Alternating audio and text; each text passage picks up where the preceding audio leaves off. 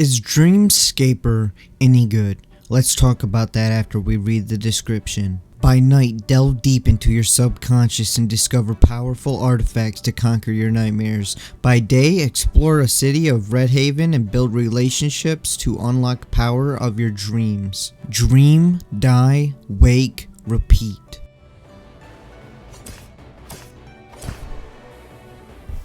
This game is a roguelike, so you'll be starting by getting loot, defeating enemies, killing bosses, and the further you get, the more areas you will discover. So after every boss, you unlock a new biome. And each biome has its own unique look and its own unique levels and enemies. In Dreamscaper, when you die, you wake up from your dream and then you're in the city, which in the city you can travel around to different locations in the city, or in your room you can unlock new weapons, equipment, abilities, and new rooms will unlock the further you get into your dreams and the more you do in the city.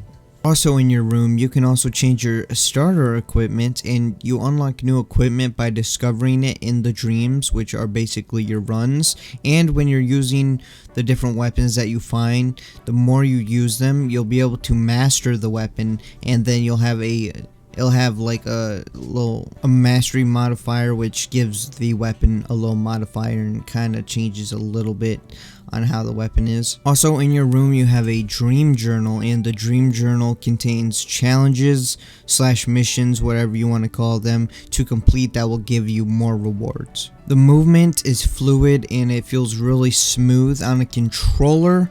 Now on the keyboard it still feels smooth, but not as smooth. You should definitely play this game with the controller as the game recommends, but I just gotta point out that keyboard and mouse doesn't really feel as good as playing with a controller.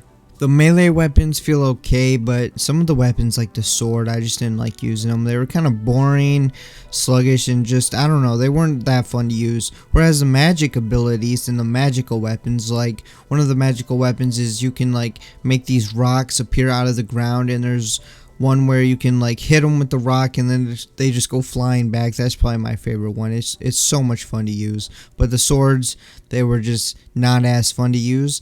There's also abilities. Well, they're not called abilities in the game. In the game, they're called lucid attacks, but they're basically like abilities, magic abilities. And some of them let you call down lasers. Some of them let you freeze your enemies. Some of them let you like do magic blows. I don't really know what you would call it. Others, you can like summon a bunch of shadow hands to like punch your enemy.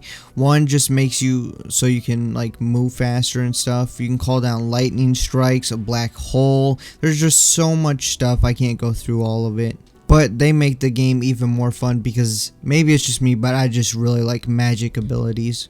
You also have like this ultimate ability that recharges after a while, and it basically lets you slow time, like super slow. It's almost freezing time, but it's just like super slow time, and you're gonna run around the map and use your abilities and like slice enemies and stuff while the time is slowed.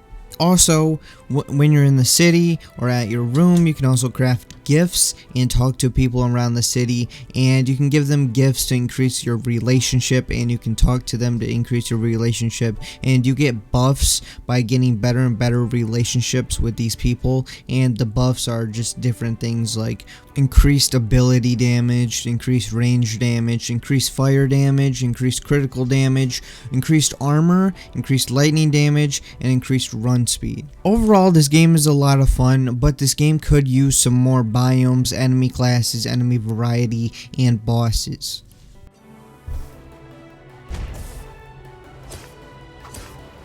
The graphics of this game are stylistic, they're simplistic, they're very unique. Not really sure how to describe these graphics, to be honest, but they look great, they're very unique, and I want to see more games that have this graphic style. And if you know any more games that look similar to this game, let me know in the comments below, because I think this game looks great.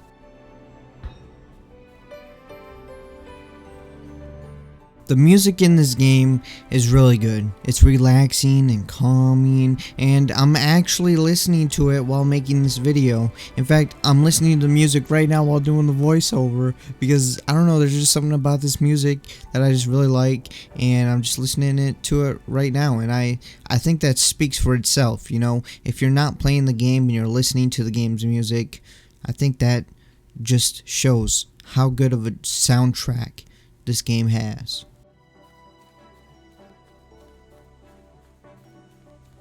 There's memories which give you some story, and the people that you talk to also give you a little bit more story. But to be honest, this game's story didn't really interest me or get me or just make me want to keep playing. The gameplay was fun, and that's why I kept coming back. So I really don't have much to say about the story except for it's there, because again, the story is there and there's a lot to read on the story.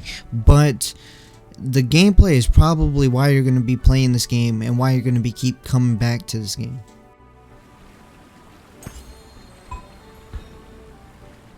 If you don't know by now, I would recommend this game. It is fun and unique, and if you like roguelikes, or really if this game looks interesting at all, I would recommend checking it out and giving it a try and playing it, because I'm just gonna say you'll probably like it if it looks interesting, because it's just fun. It's a fun roguelike game, and it feels weird to me to say that because usually I don't like roguelike games, but recently in the past year I've been playing these roguelike games, and they've just been really fun. Like some of the indie roguelike games, I don't know, there's just something about them. I'm not talking about the Dark Souls style games.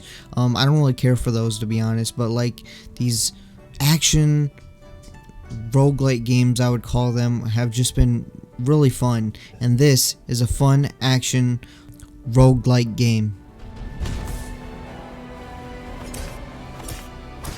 Anyways, that is all I got to say for this video, so I hope you guys enjoyed it. If you did, make sure to hit that like button. Leave a comment below, tell me what you guys think about this game and this video. And if you haven't already, hit that subscribe button because you want to be subscribed. And I'll see you guys next time.